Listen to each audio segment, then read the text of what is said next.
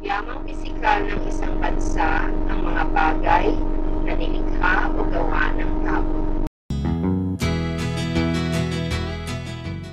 Binubuo ito ng mga estruktura, kagamitan at kasangkapan na gawang tao na ginagamit bilang sangkap sa proseso ng produksyon.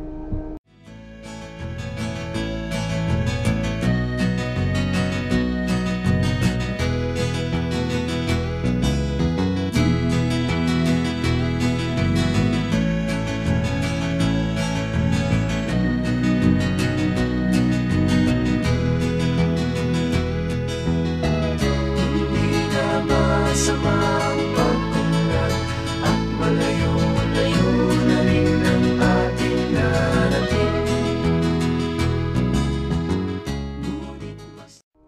Dahil sa talino, galing at kakayahan ng tao, nakalilikha siya ng mga bagay na maaaring gamitin upang matugunan ang pangangailangan.